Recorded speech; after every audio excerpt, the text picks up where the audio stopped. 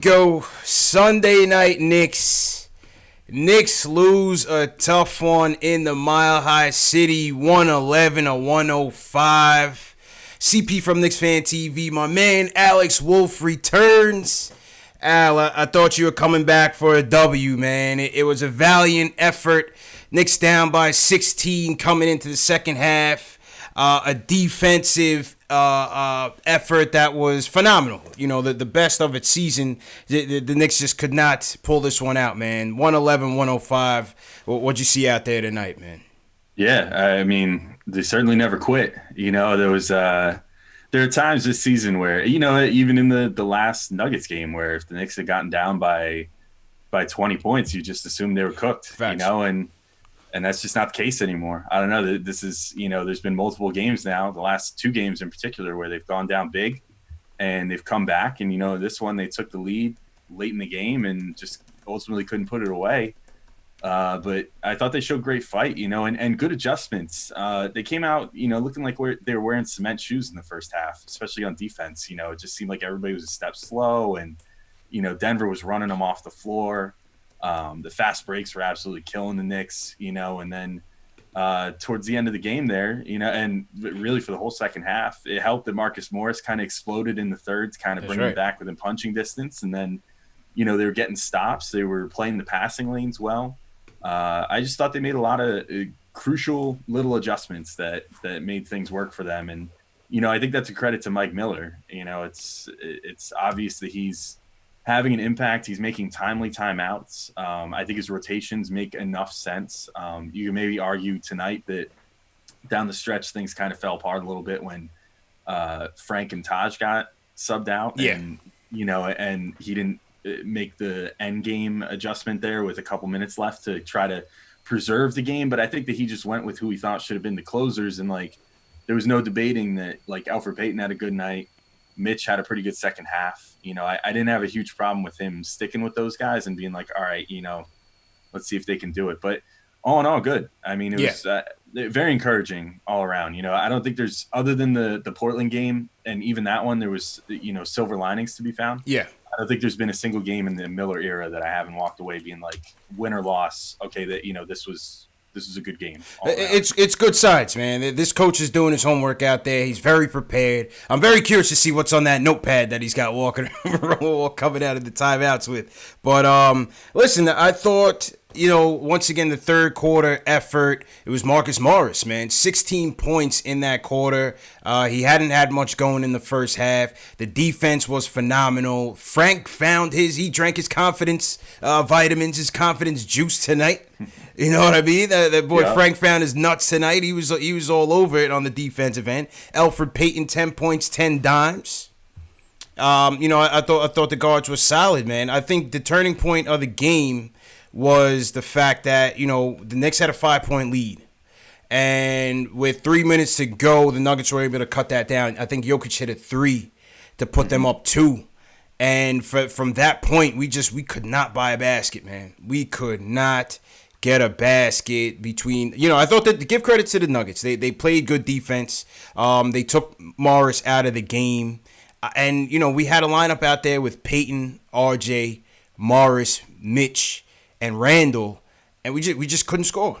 We could not score to get back in this game, and you know, just having that lack of a go-to guy, even though Morris has kind of been that guy, you know, once they went away from him, it was either Julius or bust, basically. Yeah, more or less. You know, and it was a bust. Yeah, bust.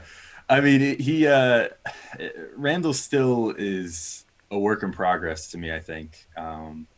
I think his shot selection is getting better, but I don't think it's perfect yet. Like, on a night like tonight, I felt like he should have abandoned the 3 a lot earlier than he did, just because he's very streaky. You know, it's either going in or it's not, and tonight it was not. And he put up, what was it, 1 for 6? Yeah, 1 for 6, I think. Yeah. And his first made 3 was his first basket of the game, and the Knicks' first basket of the game, if I remember correctly. So yes. You know, it just wasn't his night from 3. He wasn't abandoning the net. He even some of his takes that went in, you know, he made the shot that put the Knicks ahead late in the game, and I even tweeted from P&T about that. I was like, you want to get on him because this was kind of a bad shot, but it went in and it just gave the Knicks the lead. So it's kind of hard to hate on it. But, he took it, was going right and then went up with his left hand for a jumper. And it was just kind of a mess of a shot. Yeah. And I think he's still unlearning some tendencies from Fizdale and unlearning some of the unnecessarily large role that Fizdale assigned him. But, even from him, I think we're seeing some good stuff. Yeah, I think we are seeing some improvements. I saw people in the chat were really trashing him. And listen, there was certainly some moments in the fourth I was just like, slow down. There was that one possession where it seemed like he had it for an eternity. And he was just stumbling and bumbling. And ultimately, he got fouled. But sometimes, when you conversely, you look at RJ, who just doesn't have it going, from the field. It's kind of like you got to live and die with Randall out there right now if you're not going Morris. You know what I mean? Yeah, no, I feel you. Sometimes it feels that way, Like, it would certainly help. I may as well just get this out of the way early because I'm gonna complain about this at some point during this show. Mm-hmm. It would really help if RJ Barrett would get foul calls. Like, oh, man. I cannot believe the amount of times he gets mugged on a daily basis anymore and doesn't get a foul call. Tonight, he got practically clotheslined by, I think it was Plumlee and Jeremy Grant on his one drive. It was a scary fall too, man. Yeah, bad fall, and doesn't get a call. He had one earlier in the game where he missed his, I think it was a reverse, and he got his own rebound. Jokic hacked him, and he didn't get a call there. I think that RJ is closer than we think to being a guy that you can count on late in games for his ability to draw fouls. True. But he can't draw the fouls if they're not called. You know what I mean? So I think that the days of living and dying by Randall and Morris hopefully will be numbered once RJ can, I guess, get the clout necessary in the NBA refereeing circles to actually get foul calls. Because, no love. Yeah, he's generating good looks, getting to the inside and stuff, and that's been what he's had to lean on lately because his shot, from mid range and from three, has been kind of struggling lately. Yeah. So he's had to really rely on his ability to get inside, and he's been doing that, but he's been getting just hack city every time he's in there. I don't know if he just has to flop more or what's going to play better with the refs, but yeah, something's got to change there. No love from RJ from the Zebras, man. I couldn't take it. I couldn't, especially on that dunk attempt. I couldn't take it. You mentioned Frank and Taj before. It seems like the two of them have these good games like in tandem. You ever notice that? Like when one has it going, the other one typically has it going on a particular night. You see a lot of pick and rolls being ran with Frank and Taj. I like how Taj was really aggressive in the third quarter, just defensively. Him and Plumlee were going at it. Him and Jokic had a couple moments there. Definitely like what they gave us. I thought I like the action that Miller was running from Kev early in the game. I think trying to get him involved early, running him off of some screens, get him in some high percentage shots in the paint. I like Kev's action out there early tonight as well. Yeah, I thought Knox was great. I think it was his first play of the game after he got in. At least I think it was his first offensive play. He got the ball, up at the top, and he took forget who it was off the dribble, but it was a 4. And, he was playing against a power forward and took him right off the dribble. Was it Plumlee? I think they had Plumlee and Jokic out there at the same time at that time, and took Plumlee off the dribble and, just slammed it home because he's that much quicker than a power forward, or in that case, a center. They were kind of running the 2 center lineup. But either way, like it was a good play by him, and, it kind of set the tone for his night. He was, I think, playing well. He was about as engaged as you can ever hope to see him on the defensive end. That's it. And, if he could do that and then be effective on offense, like he was tonight, then he can generally be a positive player. I don't think that he's a guy that, necessarily is going to be a superstar or anything, but I think that there, are ways to make him a plus player in it. And it starts with getting him in situations to succeed on offense, because that's where he's going to give you, his actual value. Yeah. And that was a good job by Mike Miller trying to get him involved early. My guy, Sean Shepard, had hit me up on the gram, and he's saying, Fizz really wasn't doing that earlier this season, like he was last, and trying to, get Kev's contributions out there early, just get him engaged, right? They always talk about his motor and trying to get him involved in the game early, and I like what Mike Miller did to try to kind of get his spirits up and get him engaged. Another DMP for DSJ tonight. It's 2 nights in a row. I don't mind it. What about you? I don't mind it at all. I think we need to keep the point guard rotation to the 2. why would we care Yeah. at this point? You know what I mean? Like, Yeah. I hate to say it because I'm a DSJ guy, like going, all the way back to the draft initially. I liked DSJ. Facts. And, I had high hopes for him coming into this year, but he hasn't earned his playing time. I mean, period. You can't.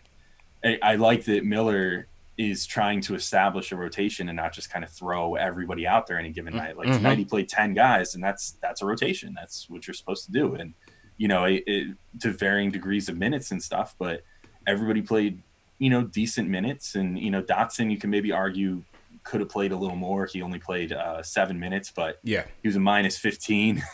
I guess there's something that Miller was seeing out there that he wasn't liking out of Dotson.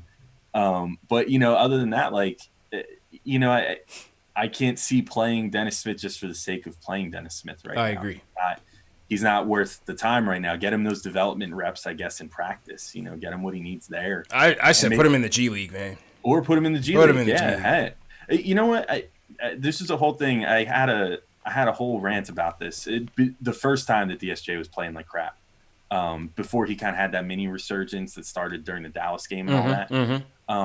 I had a little mini rant on Locked On Knicks about this, about how the stigmas around the G League need to start going away, because it shouldn't be looked at as like a punishment or something to degrade players. You know what I mean? It's not a bad thing. I do think that DSJ could benefit from it, because he just needs somewhere to get his confidence back, somewhere to, run some actions and, just rediscover himself. I don't know. Like he needs, because when he's out there, he just doesn't look comfortable in his own skin half the time. And it sucks because he's normally a very explosive player. I mean, we saw last year when he first came to the Knicks, he's extremely quick getting to the rim. And, has these great moves under the rim to contort his body and get layups up and stuff. And eventually I want to see him back, but there's no point wasting actual game minutes on him when the Knicks have looked kind of competitive lately. True. It's like, if it was a blowout tonight, I'm sure Smith would have gotten a couple minutes. But, it wasn't. They turned it around, and it's like, well, why would we put Dennis Smith in there now? He's not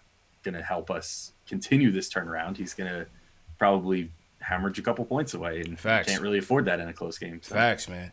Absolutely, man. Salute to everybody in the chat. Once again, hit that thumbs up button for you boys. CP and my man Alex Wolf in the building. Let's go to the phones out. Danny from Washington Heights. What's going on, Danny? Hey, yo, I'm in a good mood tonight, CP. How you feeling? You in a good mood? We lost, man. Are you're in the moral victories crew today? Listen, man. It's just like you just said. It's a moral victory. Let me tell you why. My man Frank Nicolina, 13 points on 4 for 6, on 4 steals, on 5 assists. Man, this is what I wanted him to be the whole time. I don't care, Mike Miller. It looks like Mike Miller is figuring out what to do with the young players. He's using Taj Gibson well. He's been using Randall a lot better than Fizdale's been using. The defensive rotations look a lot better. The team is more cohesive. We're not getting blown out by 40 anymore. We're just doing the thing we usually did before, which is losing in the fourth quarter again. Man, life is good right now. I don't care. We can lose every game like this. Quality loss. Daddy's going for the quality loss. Okay. I mean, we talked about Frank yesterday. I was on a Twitter conversation with Frank. Somebody's like, "What's going on with Frank?" We know the story with Frank, Al. He's got to take those confidence vitamins, man. If he's not taking it, he's got to bring it every night, man. And the story. I don't even necessarily know that it's 100% confidence. Like, some nights he just doesn't have it. You know what I mean? But there's certainly nights where he looks like he didn't take his confidence vitamins. Like, he didn't have the Michael Secret stuff in Space Jam or whatever. You know what I mean? Some nights he comes out and he just comes out blazing, and we saw that, I think, in the last game as well. And the shot just wasn't falling as much last game. Right. But he came out aggressive, and, I think that Miller told him to do that. And, it's just, I feel like it's something where you're going to constantly have to, like, be hitting him with the cattle prodder his whole career and be like, hey, Frank, like, come on, let's turn up. Let's go. Yeah. Like, you could do this, man. Like, you actually have these abilities. But tonight he was on, and he was shooting well too. I mean, so it was like the total package. He was showing confidence. He was shooting well, and that started opening up other parts of the game for him. He had maybe one of my favorite, low-key, one of my favorite Knick passes of the season. Oh, man, that was beautiful. This beautiful gorgeous pass. wrap-around Beautiful pass. Yeah, around 2 defenders into Taj Gibson, streaking for a dunk behind Jokic. I mean, Yeah, there was no shot that Frank's defender Jokic had any chance at that ball because it was just like took this perfect Beautiful path under both their hands. That was a beautiful pass, man. I really thought we were gonna have that game, man. I really thought we were gonna have that game. Frank finished with 13 points, 4 steals. 4 steals for Frank. I had a nice rip on Jamal Murray and then took it in for a dunk. So that was good to see. 2 for 4 from downtown. So good stuff from Frank there. Let's go to Val from Jersey's up. Val, how you feeling tonight, man? Good. How are you guys? Good, man. You sound like what are you on the way home? You sound like you in the tunnel or something, man. Oh no. Hold on. I'll get off the Bluetooth. Yeah, Hello? please. Yeah. All right. Good. Yes. I want to talk about the elephant in the room, and I think everybody's been blaming Frank, but DSJ has to go. Hello? It was pretty Hello? short. Sweet. Yeah, it was straight to the point. Go ahead, man. DSJ Finish has your to point, go. man. I feel like we. Oh yeah, I feel like we could get a mid-first rounder for him. I just feel like his body language, he pouts when he comes out of games. He just seems negative. I just don't like his face. It's just, I think we got to get rid of that kid. It's just, look how beautiful we look with Elfrid Payton and Frank learning from Elfrid Payton. DSJ offers nothing once he can't score.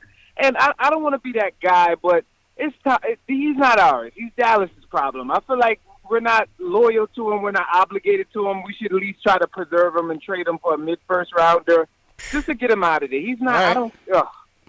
All right, Val's wheeling and dealing on the trade machine there, Al. Yeah. I don't know how many's getting through for that first rounder, but Yeah, you're not getting a mid-first rounder for Dennis Smith right now. I mean, that's exactly why it doesn't make sense to get rid of him right now because his trade value is in the basement. couldn't get any lower.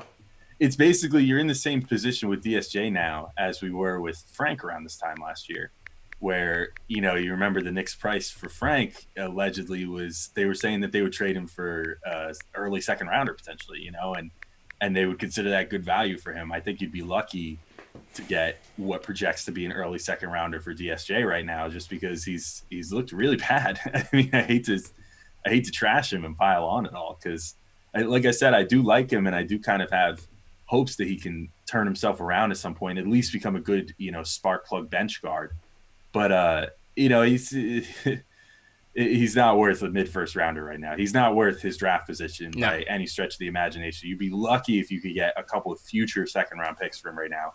Think something like Billy Hernan-Gomez, you know what I mean? Yeah. Like you got 2 future seconds out of Charlotte who projected at the time to still be a playoff team for a couple of years. We're not getting that for DSJ, man. Yeah, that's about the best chance you can hope for DSJ. So I say hold on to him, try to figure him out. Worst case scenario, you hold on to him for another year. He's on a rookie deal, so he's not making that much money. Right, it's not hurting. And it's not like the Knicks have anything that there's no big free agents this coming summer that the Knicks should be going after. Because Anthony Davis is for sure going to stay in Los Angeles now. So who cares about the free agents this year? Just keep him. And as our former coach might say, you just try to get him right. That's what you got to do with DSJ at this point. Try to get him right. Ride it out. There's no point in trying to get rid of him at this point. It's because it's like selling a stock at its lowest possible point. Yeah. You get the worst amount of return for something that you could be getting, a potentially better return for down the line. So, or even during the off season when, like, if you want to hold on to him and trade him, like, just don't trade him by this trade deadline. Trade him during the off season when everybody forgets about what this season was. And you could sell them on, hey, this is former number 9 overall he's got pick, potential. yeah, he's got potential. You know what I mean? Sell them on the potential. Don't let them have any film. Let them think about that rework jump shot and everything. Oh man, I'm telling you, it's all bad right now, man. All bad. Salute to everybody in the chat. Once again, hit that thumbs up button for you boys. If you guys are new in the chat right now, leave us a hashtag new, so we can shout you guys out. I want to definitely shout out Greenhouse in the building. He's from Brick City, Newark. Marvin Smith in here. Carlos Martinez checking in from Perth, Australia. We got Dan Wynn. We got O-Dog, Apple Fanboy checking in. I know he's watching that Buffalo-Pittsburgh game right now. He's from Buffalo, so salute to Apple Fanboy. And yeah, man, make sure you guys subscribe to the channel if you guys are new. And next person up, let's go to Rochester. Nate, what's going on, man? What's up, guys?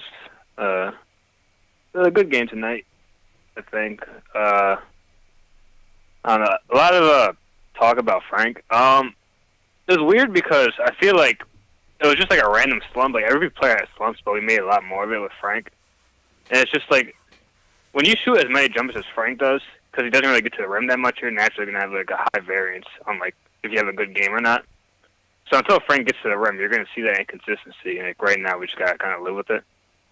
You know what I mean? But yeah, that makes perfect sense. That's. I mean, he kind of lives and breathes that. So yeah. Elbow jumper there. Yeah. Go ahead, Nate.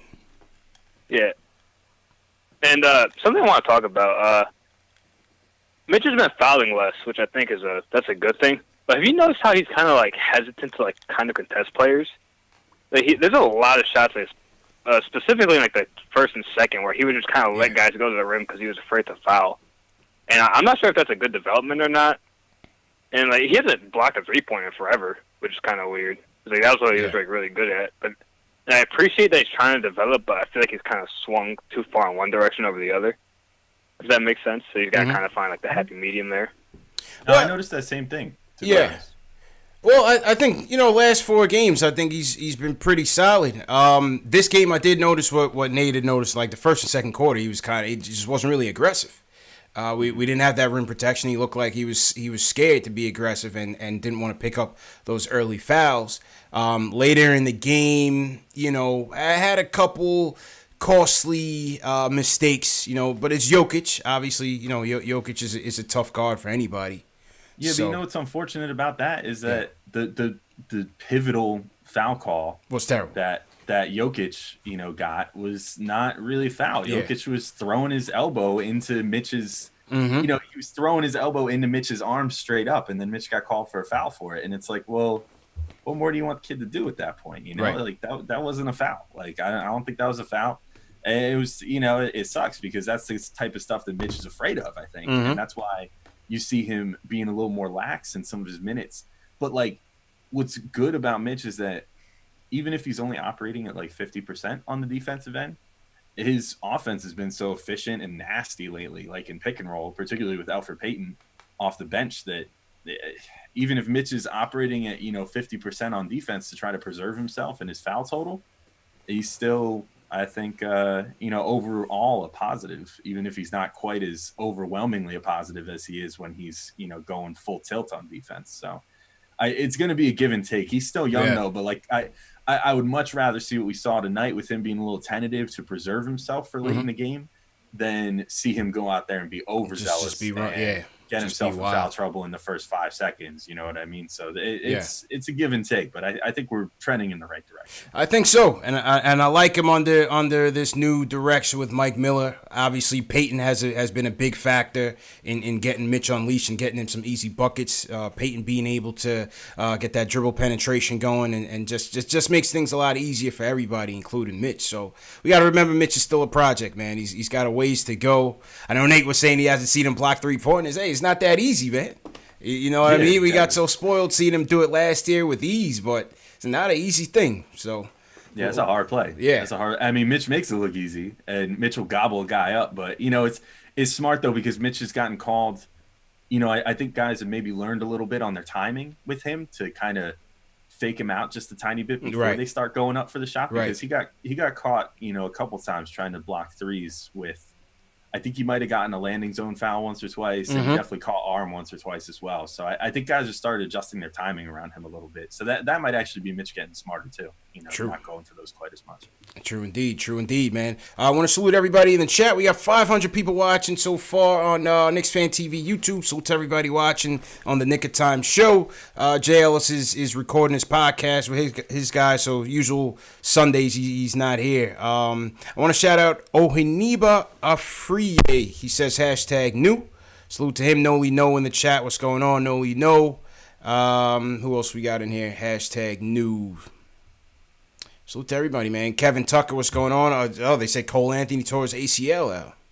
Yikes. Damn.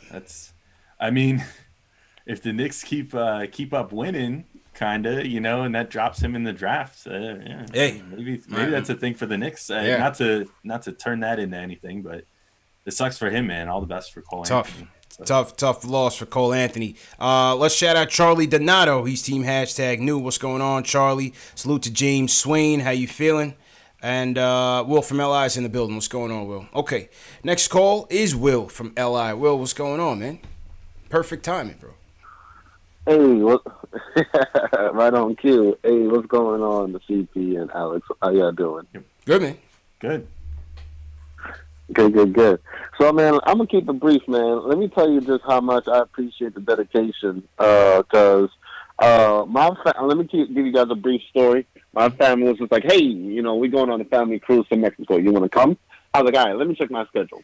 And what I really meant was, let me check the Knicks schedule. I was like, "All right, we got 2 games.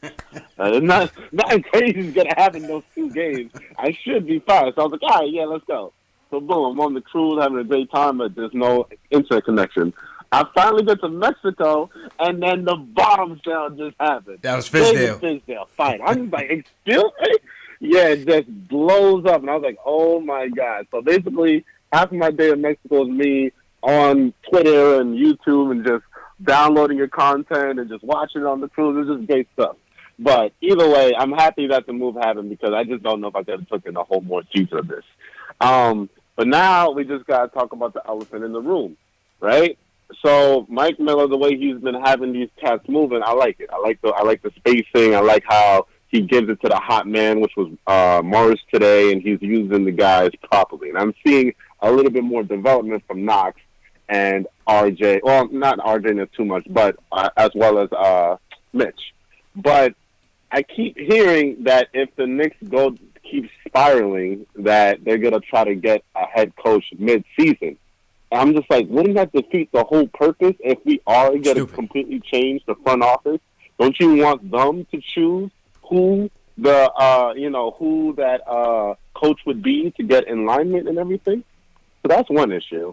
I mean, and then another one is like, I mean, listen, I don't wish bad upon no player, but did you guys see what happened to Luka? He's going to be out for a couple of weeks. Yeah, I did. I mean, we are getting the draft pick this year. So it's only a sprained ankle. It's only a sprained ankle, Will. Hey, I know, but that looks pretty nasty. I don't know. Maybe you want to, put some extra caution on it. I don't know. My God. And then the last thing is like, if we were to get Masai, they said it would cost us 2 first-round picks. Yeah.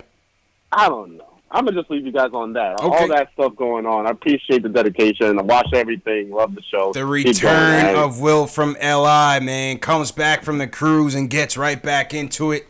Hope you had a good time, man.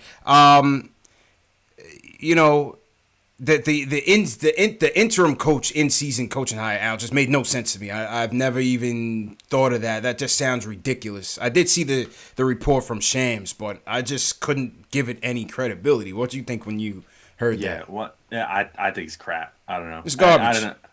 Yeah, I don't know who gave that info out. It might have literally been, like, it could have been Mills and Perry themselves. I don't know, to plant the seed. Yeah. Something big's happening. Something big. Yeah, like, trying to preserve their jobs to be like, well, if things don't go well with Mike Miller, then he's out. I don't know. I don't know what their thought is there, but it's I think it's bogus. I don't think they're gonna do that. They'd be so foolish to do it. Why would they do that? Why would they? Why would you bring a new coach in halfway through the season? There's absolutely no reason to. You know what I mean? It's just roll with Mike Miller. The team already sucks. What's the worst you could do? They were 4-20 when Fizdale got gone, or 4-18? About that. But it was 4-18, right? Because they ended up 4-20 after the Portland game. So because it was 4-20 against the Blazers.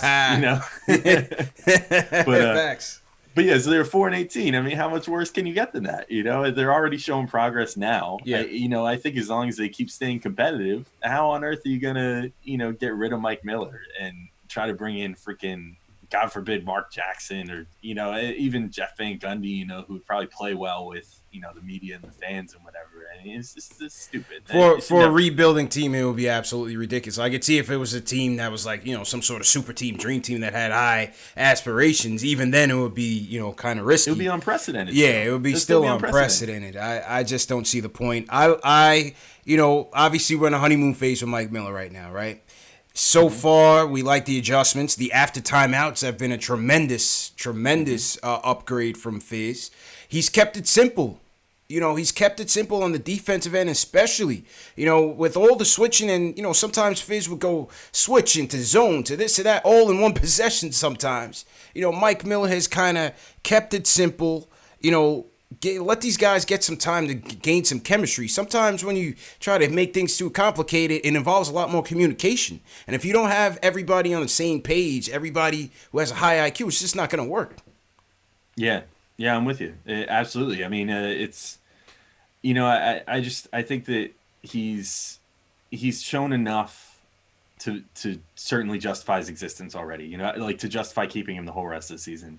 Because if he does nothing else but keep getting little bits of improvement here and there from, Ntilikina and Knox and Barrett and Robinson, and even DSJ maybe somewhere later down the season. Even, he's even extracting the most out of Morris and Randall and Peyton and all these guys that you could potentially trade at the deadline or something.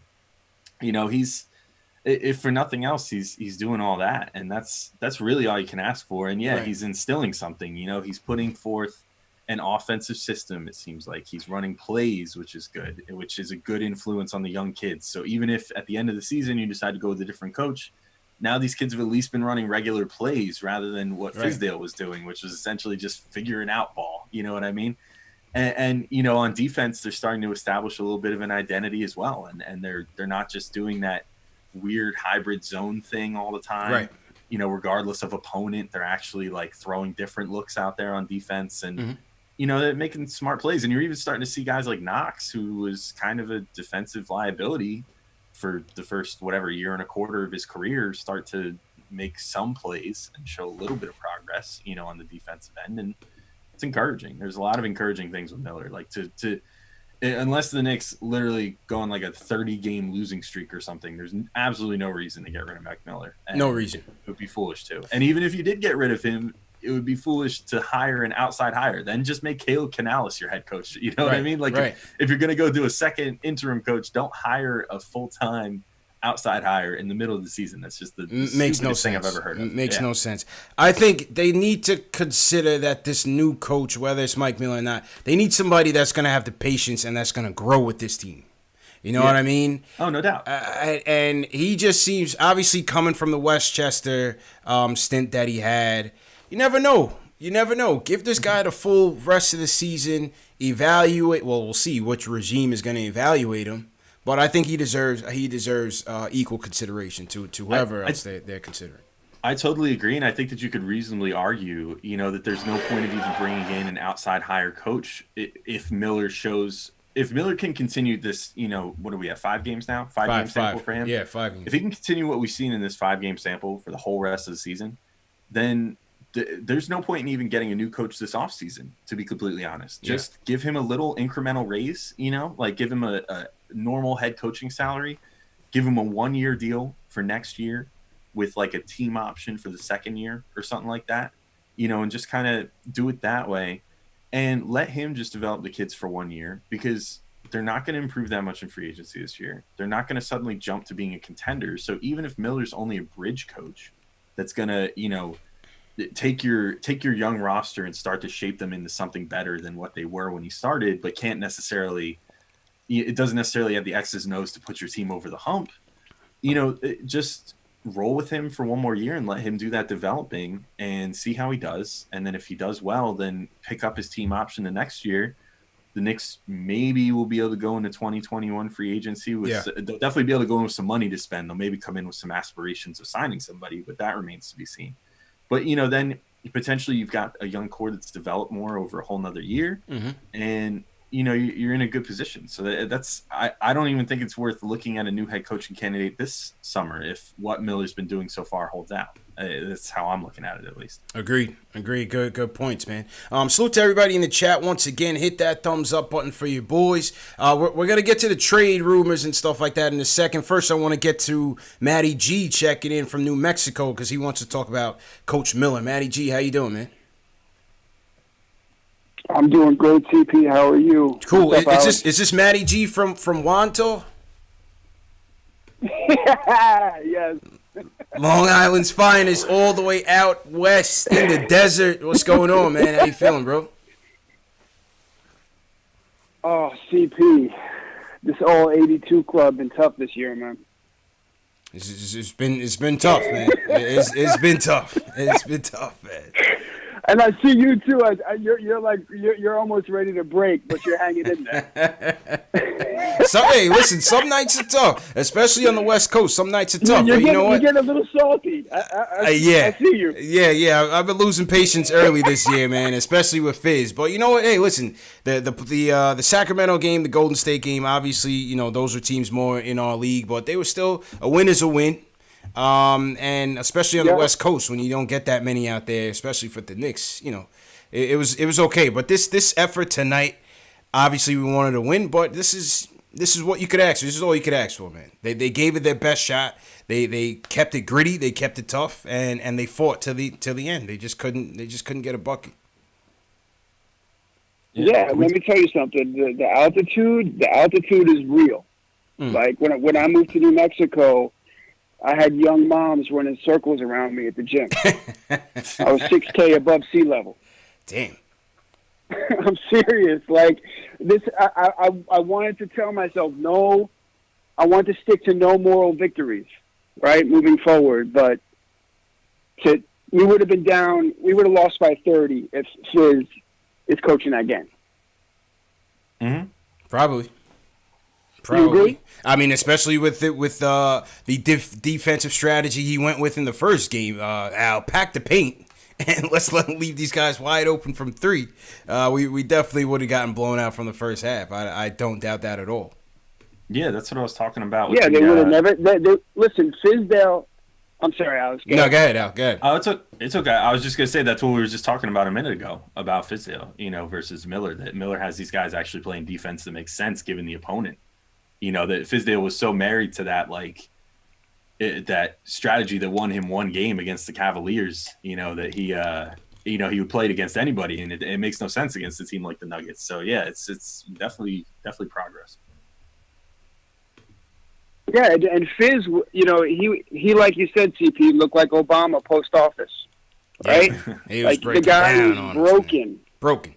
He couldn't even keep his head in the game. Because he has all this stress of trying to keep his job and figuring it out.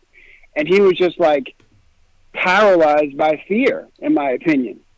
So to see Mike Miller come in and be so engaged, be so focused, be calling those timeouts at the right times to quiet the crowd, ride the guys who are hot to keep us in the game. I see a moral victory tonight. I mean, this is a tough team. Denver's a tough place to play. Yeah. And because we didn't fold, I mean, it's like you say, we got out-talented. They couldn't hit the broadside of a barn for the last 5 minutes of that game. It was crazy. True story, man. True story. You just got out-talented at the end. Al, tonight, Denver 10 for 28 from 3. The first game in the Garden, they were 21 for 39. From 3, 58% from 3 in the first game, only 35% tonight. Now they're coming off a back-to-back. Obviously you got to watch the film more extensively to see how those threes are coming, but certainly a much bigger difference than the MSG game. Yeah, I thought the Knicks were making smart decisions in this one about who to leave open from 3 too.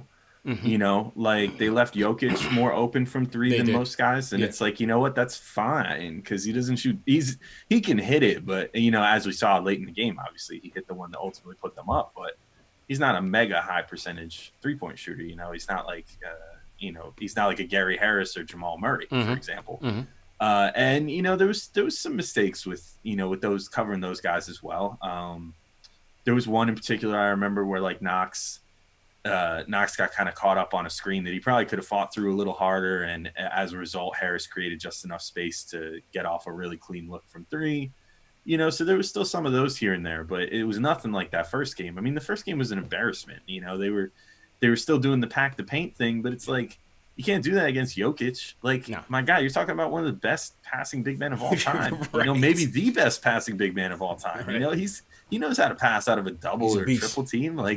my God, it's easy for him. He doesn't. It doesn't affect him in the slightest. So. And then they just got murdered from the 3-point line in that game, and that's why they lost by like 42 or whatever. Who even knows how much they lost by in that game? But I think that one was 37, but they went down by. Yeah, I think it was 129 to 92. 37. Yep. Yeah. So I mean, it's like it's just like they did things that made sense. The Nuggets didn't shoot like a horrible percentage from 3, but the Knicks also held them to a relatively low number of attempts in 2019. You know what I mean? Like, so they were making them make hard decisions about whether they wanted to shoot threes or not. And then when they did shoot them, they didn't go in at like a super, super high rate. And it was good enough to almost win the game. So I liked how they did it, from a strategy perspective of, like cutting their losses at certain points and knowing who to leave open and who not to leave open, playing the percentages, stuff like that. Yeah. Well, let's see how they do against the Hawks on Tuesday. Let's see if they keep it rolling. Is it going to be a letdown game, or do they actually bring it at home against the Hawks and take it to them? So it's everybody. Well, this is only, I will say, this is only their second. It's only going to be their second home game under Miller, and coming home to like 500 over that West Coast trip when everybody expected them to just get probably swept. Yeah. I mean, I don't think anybody even thought they were going to win the Golden State game. Yeah. For them to come back like that, like I think they're going to have the home crowd behind them on Tuesday, like more so than usual, like right from the tip. Yeah. And hopefully, hopefully the fans kind of, push them forward and let them not run into a letdown after this good road trip here. True story, man. Salute to everybody in the chat once again on this Sunday night. CP from KnicksFanTV here. You're hearing from my guy Alex Wolf filling in for Jay Ellis. This is number one show for the fans, by the fans, Knicks post game live. If you're a diehard Knicks fan, if you're a diehard basketball fan, hit that subscribe button below and the notification bell so you don't miss anything. This is a show where we talk about Knicks news, Knicks rumors, interviews, and post game live analysis featuring live callers. It's time for the shameless plug. This show is sponsored by the good people at Scotch Porter Premium Beard Products. Al, this is the products that I use. I use their beard wash, which is pretty good. The conditioner, the serum, the balm. That's how you keep your beard smooth, shiny, and nice for the ladies. You know what I mean? So for the holidays, they are offering all fans of the show 50% off their beard collection. The link is in the video description, and the mod will also put the links up as well. Hey, listen, if you don't have a beard like my man Al, they got hair care products. They have face products. So for you guys out there, man, it's for that self-care. You know what I mean, Al? You got to take care of yourself. And Scotch Porter, man, it's all natural ingredients. I love their products, and that's what I use on a regular. Well, let me just tell you, you got one of the nicest beards I've ever seen in person. Thank you, man. So, thank you, brother. You got a good beard. Thanks, and man. I was literally growing one until yesterday, and then I shaved it because it was my anniversary. And my wife likes me clean shaven. All right. So, I decided to shave up, but I'm gonna start growing one again. So I'm gonna. Hey, listen, man, check them out. I'm gonna buy some, put it on the shelf for when I get the beard back. Scotch Porter, man, all natural ingredients. Their stuff is good. It's not it doesn't leave your beard shiny or anything like that. It's a real good look, man. So definitely check it out. So to everybody in the chat once again, throw your cities in the chat. Let us know where you guys are checking in from, and so we can shout you guys out. All right, Al. Today is the day, December 15th. It is D-Day. It's become the new trade deadline. You know what I mean? The pre-trade deadline. Today's the day when all these free agent acquisitions are eligible to be traded. Now, over the past couple of weeks, obviously the biggest name from the Knicks' perspective has been Marcus Morris. We are hearing Woj and Zach Lowe did their trade show on ESPN today actually earlier this evening, and Zach Lowe is claiming that the Clippers are interested in Mook and could be willing to trade Mo Harkless, Patrick Peterson, and a first. Where are you? Patrick Patterson. Yeah. Where's Patrick Peterson? Yeah. Wrong sport. But where are you at on trading Mook, period? And how would you like this potential trade? I'm conflicted. Like it all comes down to things are kind of different in the NBA with this. I feel like, I mean, we see this in baseball relatively often where if a team has nothing to play for, the Yankees, for example, Right. a lot of people who watch this show are probably Yankees fans. I know that you are as well. Mm-hmm. I'm not, but but they did that with Chapman. They trade, and actually the Mets did it with Jay Bruce as well. I think they did in that same year, where you could trade a guy away who's on an expiring deal, and then it kind of handshake agreement with them and say, hey, we'd like to have you back if you want to come back in the off season. I feel like you don't really see that happen much in the NBA, but I don't know if it's necessarily unprecedented. Like it could probably happen for the Knicks if they decided to do it, and there's nothing prohibiting them from re-signing Morris should they trade him away. So I mean, I said the same thing about Noah Vonleh last year, actually. When there was reports about maybe him being available via trade, and should the Knicks trade him? Should they not? He was a valuable piece. He looked pretty good. He looked like he was a good reclamation project. And my thought then was like, trade him away, but be nice to him. Give him a handshake on the way out and be like, look, man, like, this is a business. We have to make a business move because we have to get the future assets, but we would absolutely love to have you back this offseason and continue doing this. But we can give you an opportunity for the rest of the season to play for a contender and, play for a team that has something to play for this year rather than just sticking it out with our team. And you could pick right back up where you left off. If you come back this offseason, we'll go right back to it next season and do it all over again. So that's kind of what I would do with Morris, and like the unique position that the Knicks are in regards to this too. And this plays back into the baseball thing, I guess. In baseball, there's unlimited money, so you can do whatever you want as long as you can afford it. In basketball, you have the salary cap to play with, but the Knicks are in the unique position where they have no long-term money committed this offseason too. Right. So they could come right back at Morris and hit him with another 1 or 2 year overpay deal like they did this year and give him that money again. Get that back. Yeah, if you could get, if it's Mo Harkless, Patrick Patterson, and a first-round pick, I mean, Harkless is a somewhat useful player by himself. Right. Patterson is filler, whatever. That's fine. He's just there for the salary. But the first-round pick, I mean, that's valuable. No matter who ends up in the front office, like if there's one thing that this front office has proven to be pretty decent at, it's drafting. So you get yourself, and especially in the late stages of the draft, rather than, you could argue whether the lottery picks have been home runs or not. But certainly in the later stages of the draft, they're good. So if you get a late first round pick out of Marcus Morris, then take it and run. And again, the Knicks are in a unique position where they have no long term money committed, and they can just come right back to Morris and say, look, we'll pay you again. We'll give you a ton of money. It's 25. Like you said, it doesn't hurt him. That doesn't hurt him in the short term. I'm with you. I'm with a lot of people. I like what he's brought to this team. I like the leadership that he's brought. I like the toughness that he's brought. Obviously, he's been one of our clutch players. Having a career season, points, rebounds, three-point shooting, one of the best three-point shooters in the league. No doubt about it. I love how he's really, even though, we used to call him a bootleg Melo, Dollar Tree Melo, I really didn't know how much Melo had an impact on him. When they played Portland, and he really was complimentary about Melo and how much Melo's had an impact on his career. And also his last quote was basically quoting Melo and saying, Melo said, a lot of guys can't play here. I want to show I can play here. I want to show that I could be a leader for this team. And that really resonated with me. But, the sentimental stuff, it means nothing until the contract is signed. You know what I mean? And I think I'm with you. I go to him and I say, listen, for the second half of the season, go play for something real. If it's the Clippers, you got a legit shot of winning a championship. That's not happening right now. You know what I'm saying? It's not happening here. So if that's the case, we want to upgrade the talent on this team. You have to trade him. You have to trade him if you can get into the first round.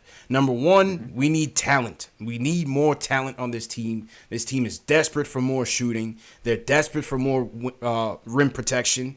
And obviously, maybe it comes in the lottery, but I think, we could still use an upgrade at the point guard.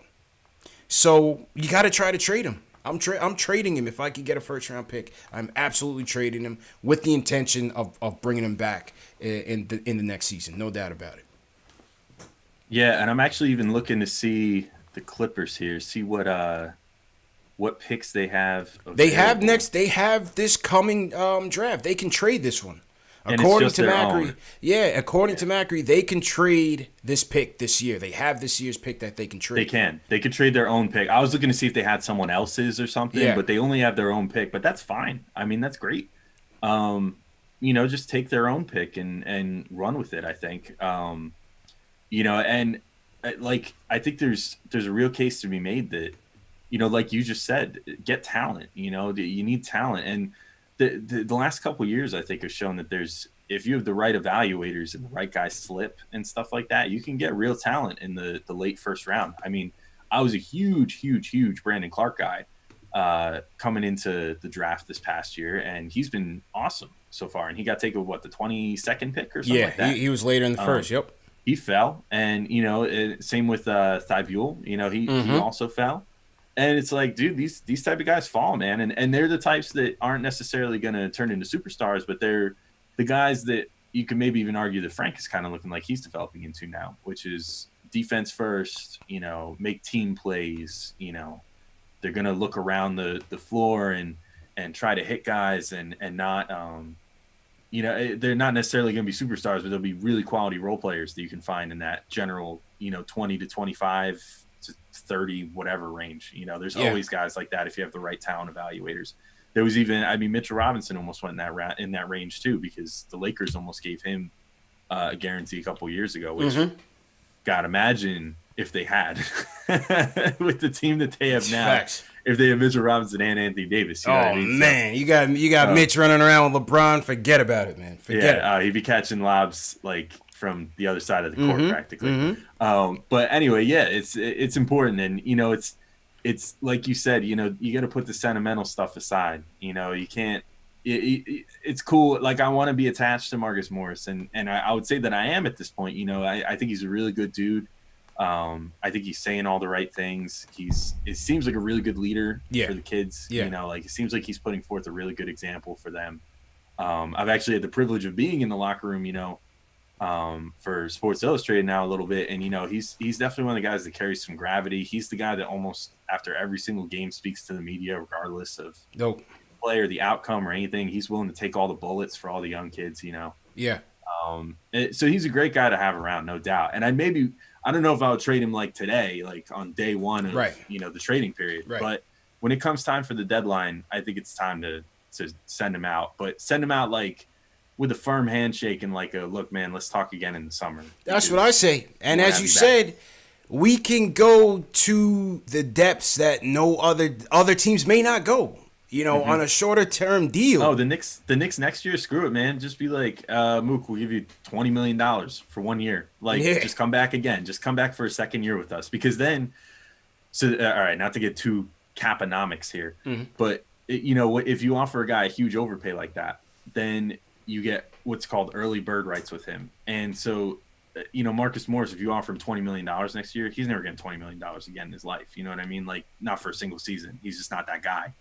And, so you can offer him that, but then with the early bird rights, then you get like the ability to re-sign him. And you can also trade him places where teams can re-sign him in the offseason to 105%, I think, of his salary for that 1 year.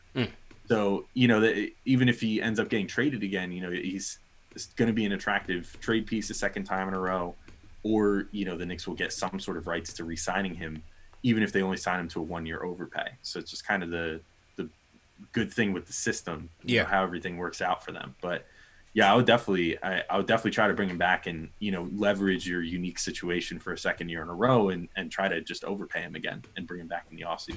Absolutely, man. What do you guys think in the chat, man? Give us a call. What do you guys think about these trade rumors? 657-383-1509. Let us know what you think. Al, on another trade front, the Ujiri talks. Obviously, it's never ending, with the Fizdale ouster, with Mills hopefully on his way next. It's been rumored, obviously, that Dolan is after Ujiri hard body. We know, obviously, he's on the contract with Toronto. We first heard that it's going to cost 1 pick, and now Begley's coming out with...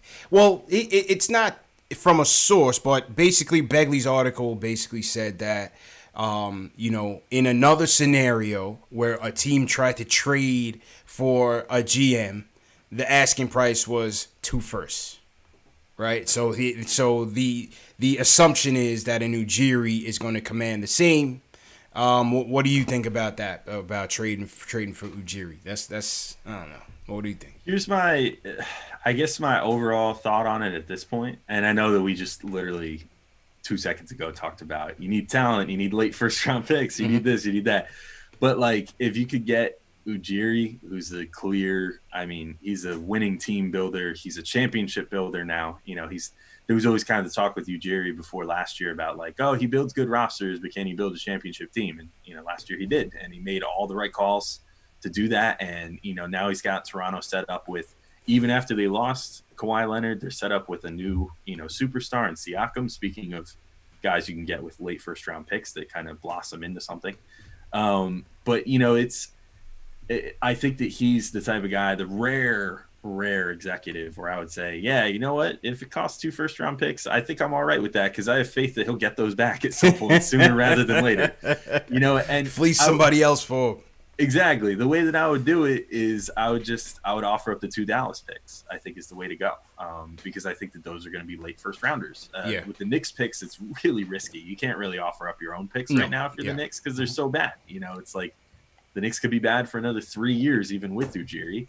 You never know, you know, and if they are, then their picks are going to continue being really, really valuable. So unless you could put like, you know, eternal top 10 protections on them or something, or lottery protections, then, you know, you can't do that. It just because it's way too big of a risk. But those Dallas picks, ultimately, I don't think are going to end up being as valuable as we maybe had hoped they would become.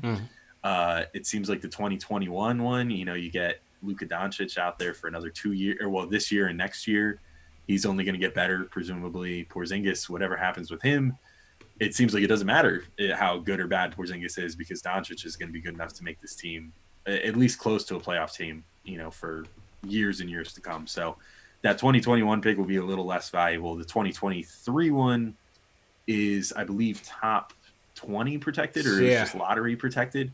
Either way, it's pretty highly protected, and if it doesn't convey after 1 year, it turns into 2 second-round picks. Facts. So, you know, it's like a sneaky first-round pick. That one's like a first-round pick. Right. You know what I mean? So I would trade those 2, and if they're willing to do that for Ujiri, then cool, do it. You know, I think that's – it would kind of sting. Yeah. Because now you're essentially turning your Porzingis return into, okay, you traded Porzingis for Dennis Smith, who kind of looks shitty, and Masai Ujiri. You know, and that's it. So you traded Porzingis for an executive. Man. Oh. But when it's that executive, I'm cool with it because nobody commands more respect than him around the NBA. True. I don't think at this point.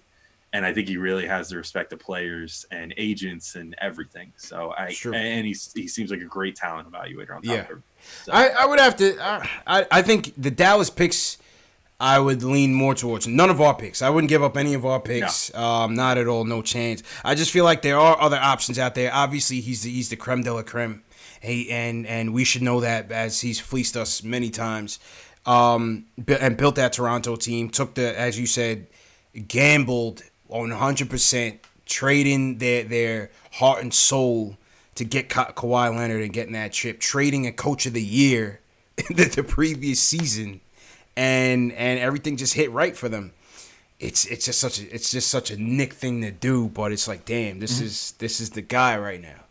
You could argue that it's a Nick thing to do, or you could argue it's an un-Nick thing to do. You know what I mean? Like it's one way or the other, and the only way that's going to determine what it ends up being is how the outcome turns out. You know, if the Knicks end up turning into something because of this, then it's the most genius move in franchise history.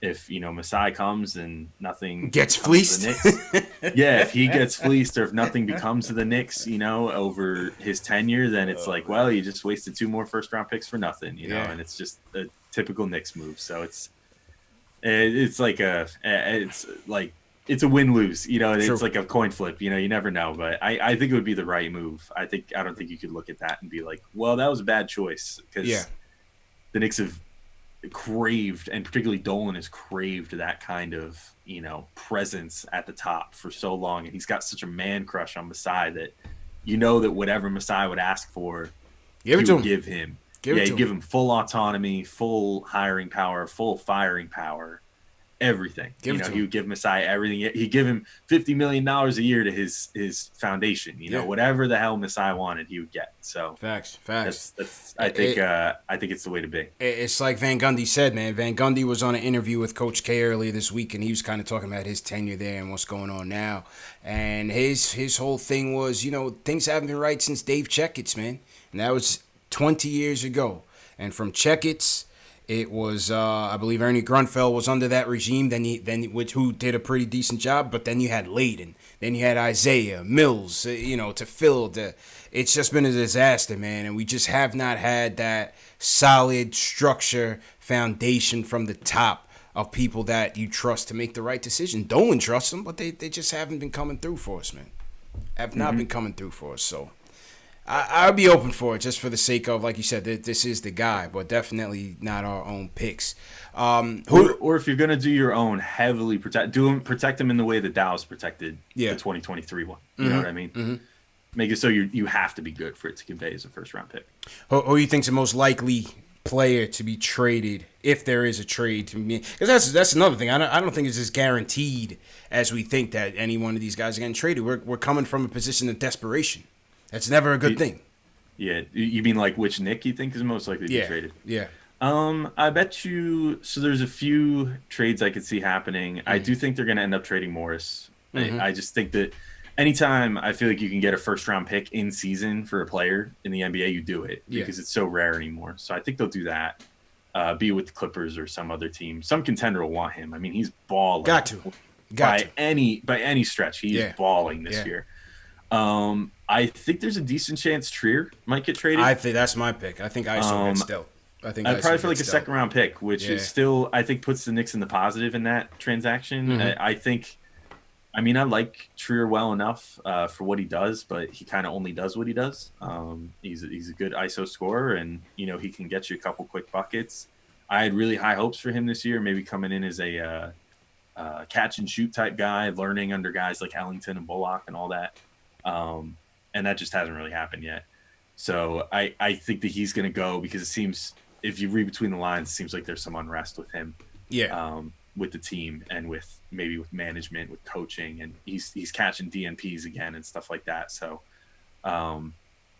he might go. I guess I'm trying to think who else maybe I could see moving. Maybe Ellington, like if you could find a team that wants him for a second round pick or something. He's kind of fallen out of the rotation. Or no, he's been hurt. I'm sorry, he's been hurt. Yeah, he's had the Achilles. Even so, he's been up and down in the rotation, with the team this year. So I could see him potentially, getting moved just to a team that wants a little auxiliary shooting.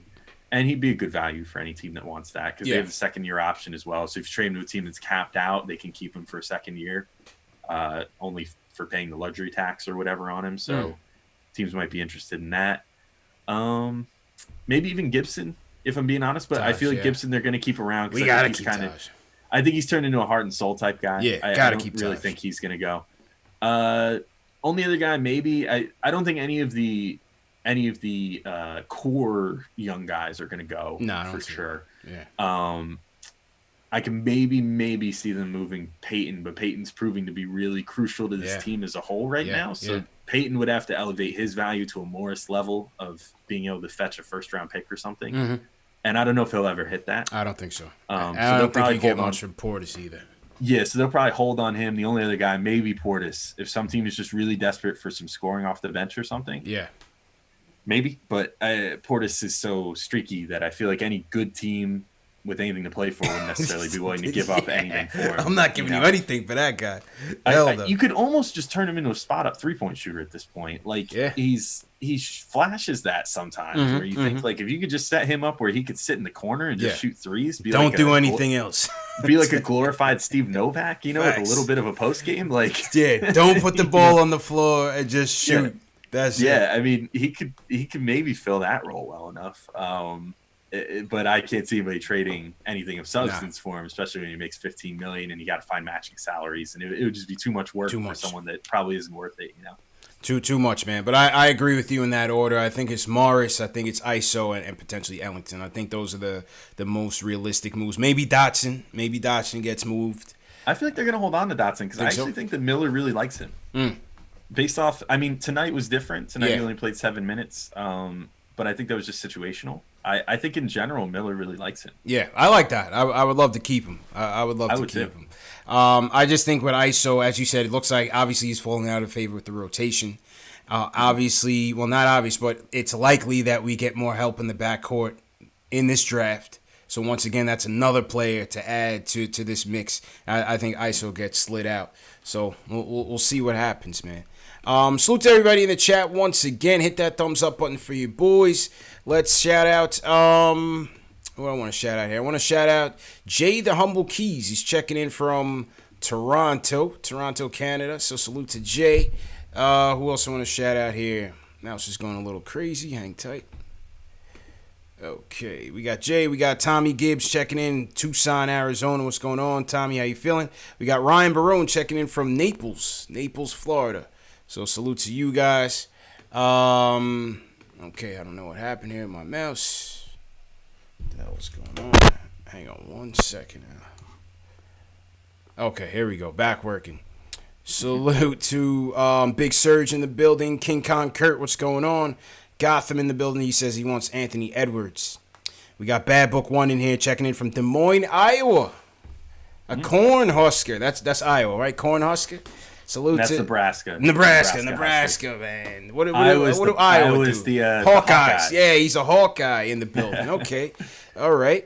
Salute Ed Santana, always in here. Victor Barahona. He's in Portland. He was at the Portland game, actually. So salute to Victor. All right. Last call of the night is going to go to my man Los Maine, checking in from North Carolina.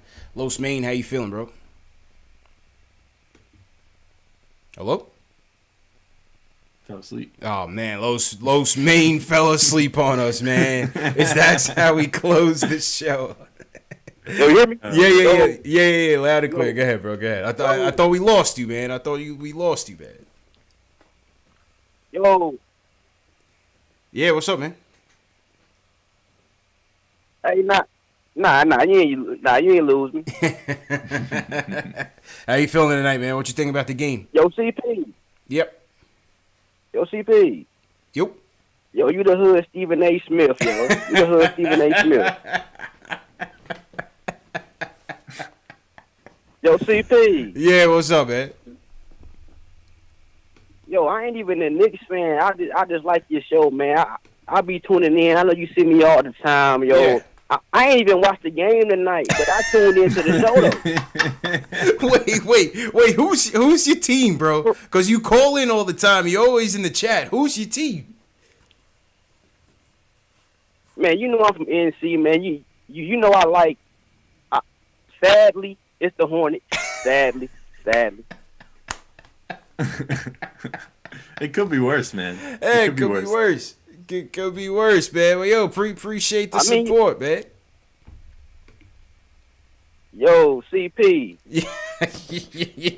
yo, man. I said my man sound like a broken record, man. I gotta let you go tonight, man. Nah, that's love, man. I appreciate it, Los, man. Appreciate it, man. Yeah, Al, he calls here all the time. You know, he's in the chat all the time. I had no idea. I thought he was a Knicks fan. Yeah, well, you know, I guess he just enjoys KnicksFanTV, man. I don't blame him. This is a fun show. I don't blame him, man. Just watch. I don't blame him, man. We're for the people, man. We're for the fans, by the fans, man. We welcome everybody, man. You get analysis. You get a place to comment. That's it. Freaking comedy sometimes, you know. Sometimes unintentional, you know. In That's my case, but you know. Yeah, man. I guess Miles Bridges and company aren't cutting it for him, man. I guess you'd rather have Kevin Knox, apparently. I don't know. That's a lot of Knicks fans would probably say the opposite. But Facts. Facts, man. Well, anyway, man, appreciate you coming back on the show. The return of Alex Wolf, man. I'm going to throw the screen over to you and go ahead and sign out, bro. All right. Well, first off, happy to be back. I love doing the Sunday episodes, man. I've missed them. They've been awesome. So you can find me. I'm on Twitter at @TheAlexWolf. I am with Posting and Toasting, SB Nation's Knicks blog. That's postingandtoasting.com, or at PT Knicks blog on Twitter, where you can find me clipping highlights and stuff during the game. Fastest Twitter fingers in the game. And then also on Locked On Knicks, which I'm probably going to hang up from here and go record. You can find us generally every day, daily New York Knicks podcast. That's Locked On Knicks. It's on all the places you can stream your podcast, and at Locked On Knicks on Twitter. And that is it. Did I get it all? Hey, you got it all, man. You could also check out Knicks SI, right? I almost Oh forgot. yeah, One more yeah, thing. yeah. That's it, man. I will be in the building for Knicks SI, Sports Illustrated's new Knicks vertical, on December 23rd. So that's my Christmas gift, is I get to go cover the Knicks 2 days before Christmas. But also, there's great staff there, including Jonathan Macri at Knicks Film School. So we're putting out content over on Knicks SI as well. Check them out at Knicks SI on Twitter, if I'm not mistaken, or si.com/NBA/Knicks. There we go. All right. I hit all my boxes. All right, there we go, man. So, Al's got more jobs than a Jamaican, man. He's the hardest working man in the business, man. Salute to Alex Wolf once again. Salute to everybody for watching. Hey, it was a tough game, tough loss.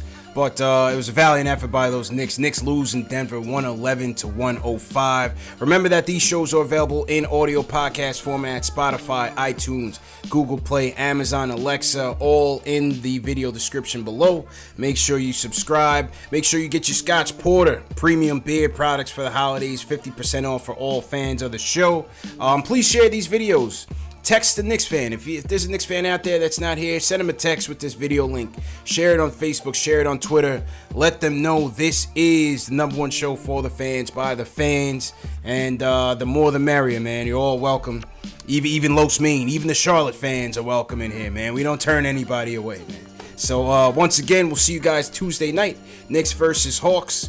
Sean Brown, appreciate it. Big Surge in here, appreciate it. Ayo, Emma says she's a fan of posting and toasting, appreciate it. NYK Gunner, thanks a lot. All of the mods, thank you for your help as usual.